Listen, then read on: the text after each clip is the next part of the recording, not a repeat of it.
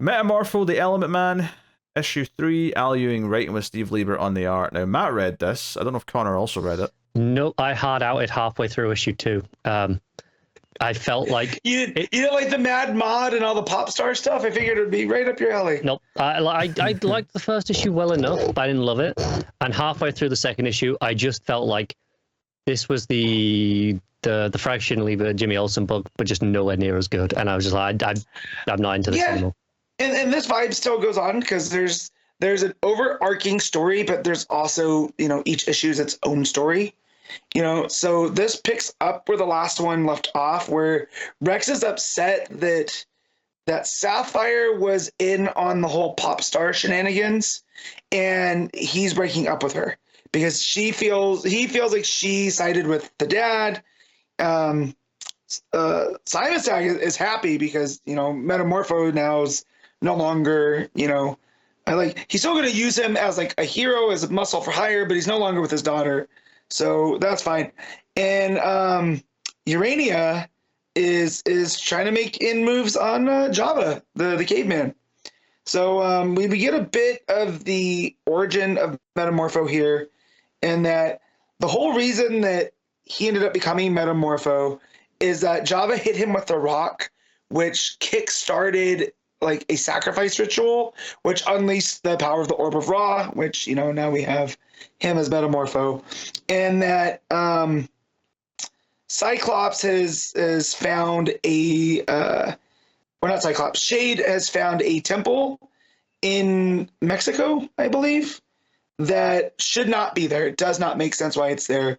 So they're going to send Metamorpho, Java, and Urania to go check it out. That's not the full story. Again, a lot happens here. But Urania had put a tracker in a sandwich that was marked for Simon Stagg, and the Mad Mod had taken it. And so they've tracked him to this temple that shouldn't be. So as soon as they get there, there's this big face on the side, like an Olmec head, but there's a beard on it, and it doesn't match Olmec art style. And they realize that it is the face of the Gotham Police Commissioner, Vandal Savage. So this issue also lets me know that this is actually in continuity, right? Because Savage is still the commissioner over there. And that he has built a lot of these temples across the globe as his time has spent on Earth. And that he has a bit of a history with Java, and that Java was essentially the leader of his group of cavemen and were a constant thorn in Vandal Savage's side.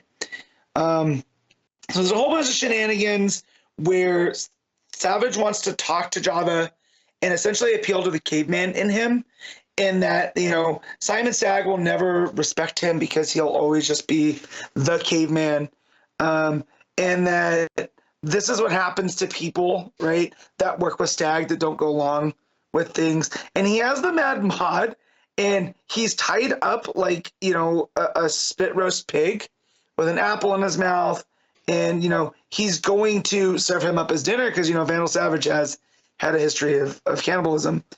And John's like, well, I'm not anything alike. I've stood against you before. You just don't understand why I'm doing this. It's like, I love Sapphire. And it's not even about Simon Stagg. It's not about Metamorpho. I do it all for her. Because one day she'll see me as, not just Java the caveman, but Java the person. While they're having this conversation, Urania and Metamorpho don Indiana Jones gear. Like, again, this is the second book this week that plays on the fedora and jacket trope, right? And, Lieber does this, fun Jimmy Olsen-like art thing here where they're trying to get into the temple, but there's a lot of false entrances and exits. And so you kind of follow them along like a maze through this temple. And first they try the front door and it's a dead end. So then they try to find the back door and they get a little bit further, but they get lost. So they go back the way they came to find this crack through the bottom that they take a gas form. And that eventually is what leads them into conflict with Java and Vandal Savage. They drop right on top of them. Java ends up being able to save the day, and he's like, you know what? He's right. I am just a caveman. And he starts strangling Vandal Savage. And they're trying to stop him. They're like, no, don't give in to the bad urges. You're more than this. You're, we like you, Java. Even Rex is saying this. He's like, who would I be without you? We have like a friendly rivalry. And he ends up ripping Vandal Savage's head off in confusion. And it was a robot. So this whole time, Vandal Savage has used this as, a distraction for whatever else Cyclops is doing. The head blows up and the temple starts coming down around him. So of course they grab Mad Mod. Metamorpho takes the form of like, what were those things in Ninja Turtles that would drill them to the Technodrome? Drill them to the Technodrome? Yeah, so they were the I know what you're about. To and from. They had the big spiral drill on the front. I forget the name of those. Yeah. But that's what he takes the form of. And they drill themselves out of this this temple as it's coming down. But they start getting word from Simon Sagg now, because they're out of the temple and they have reception again. And like it looks like there's an earthquake going on wherever the headquarters is. And Metamorpho tells Simon, stay where you are, we'll be right back. And the building has grown arms and legs and is crushing the other buildings around like a kaiju. And so it ends with this cliffhanger of, the HQ that walked like a man. So yeah, book still stays weird. I get why Connor noped out, because Al Ewing loves to write in this old style where there's just too much going on. But there's enough of a sense of humor in Lieber's art to keep me, curious to where this is going.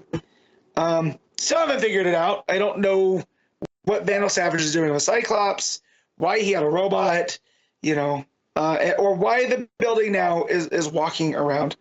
But yeah, so I'll come back for the next issue. If we're rating it, again, it's not technically bad. It's different.